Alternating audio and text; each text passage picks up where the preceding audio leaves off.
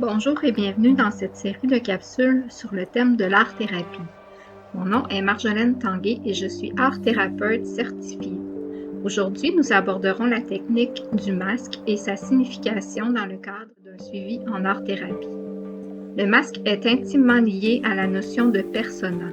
Ce mot, qui à l'origine désignait le masque porté par des acteurs lors de représentations, fut repris par Carl Gustav Jung pour désigner la partie sociale de la personnalité, c'est-à-dire la partie qui organise les interactions entre l'individu et la société. La persona est construite à partir des différents rôles sociaux que nous sommes amenés à jouer dans notre vie, ainsi que par les différents types de croyances et de valeurs qui nous ont été inculquées lors de notre éducation. C'est la personnalité extérieure, ce que nous dévoilons spontanément aux autres, par comparaison avec des aspects de la personnalité qui sont soit privés ou soit complètement inconscients. À quoi sert la persona? Avoir une façade, adopter un rôle est ce qui nous permet d'entrer en contact avec le monde extérieur et de fonctionner en société. Cela permet de réaliser des tâches et de poser des actions utiles à nous-mêmes et aux autres.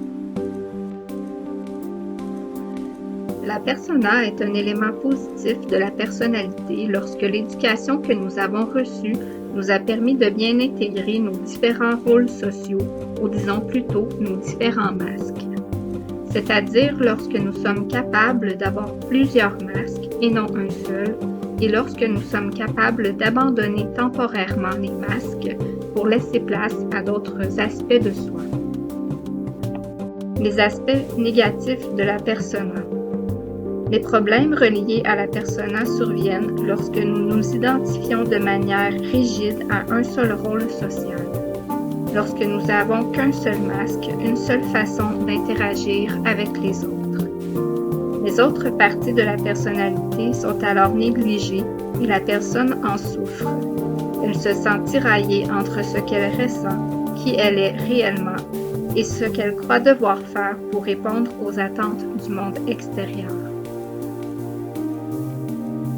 Voici quelques exemples de rôles sociaux qui sont mal intégrés à la personnalité. Une personne délinquante ou marginale qui défie constamment les règles sociales, qui n'a pas assez de filtre pour se censurer de manière adéquate quand le contexte l'exige. Ou encore, une personne qui s'est tellement investie dans son rôle de parent ou dans son rôle de travailleur qu'elle a négligé les autres aspects de sa vie et de sa personnalité.